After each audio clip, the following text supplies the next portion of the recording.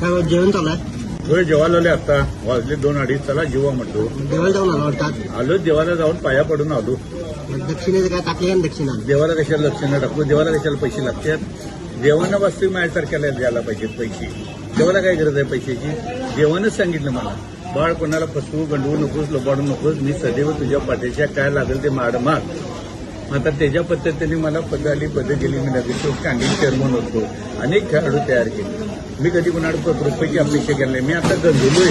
मग देवाला काय वाटत नाही आमच्या विजयाला पैसे देऊ म्हणून? देव द्यायला असतो मग असं कुणाच्या रूपानं नको आहे. तसलं रूप टीप काही नको आहे. म्हणजे इतकेच रूप मागणं वयानं बोंबलायचं सरदार पैसे करते म्हणून.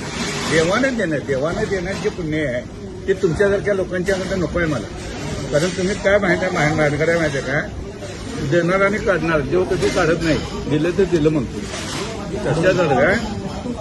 म्हणून माझं ते मत होतं. आता जे आहे की नाही चाललंय हे चुकीचं चाललेलं आहे. आत्ताची ही आहे. त्यामुळे काय देवाला गरजच नाही. देवानं कुठल्याही देवाला काय सांगितले, तुम्ही चुकीच्यात मी चुक्या, मला काही नको नाही. पण त्याच्या नावावर जे चुकीचं चाललंय धोरणं, आता ही भक्तीगिरी हे जे चालले विटंबना, हिंदू धर्माची विटंबना चालली. हिंदू धर्म सांगतोय काय आणि चाललंय काय. आणि ही सगळी पैशाची हमपणा, स्वार्थापोटी मी किती मोठा देवापेक्षा हे दाखवायसाठी हे धंदा चालू आहे का नाही करत? बरोबर. आता तुमच्या हॉटेलला तुमचा जीव कोण गिराईक, तुम्ही त्यांच्याशी गोड बोला ना.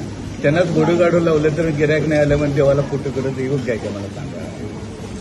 आणि कोणी काय सांगितले आहे का नाही ते आता खरोखर बाबा. आता आम्हाला लुडे पांगळे ज्याला खरोखर काय करता येत नाही, खरोखर जो अडचणी नाही त्याला मानव धर्म हाच खरा धर्म, हाच खरा देव आहे.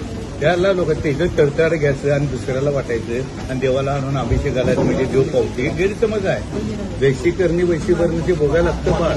हे दाखवायला दानपणा मी केला, दान अन्नदान ह्याव दाव त्याव नाव. पण तुमची कृती सांगते. तुम्ही खरोखर सच्चाने दिलं का गोरगरीबाला टोप्याकडून बुडवून दिलं आणि तेच द्यायला देवाला देण्यापेक्षा त्याच माणसाला दिलं तर तो माणूस समाधानी सुखी आशीर्वाद चांगला देणार का नाही सांगणार. मग हे माझं म्हणणं होतं. म्हणून जय हिंद जय महाराष्ट्र. विजय सरदार कोल्हापूर.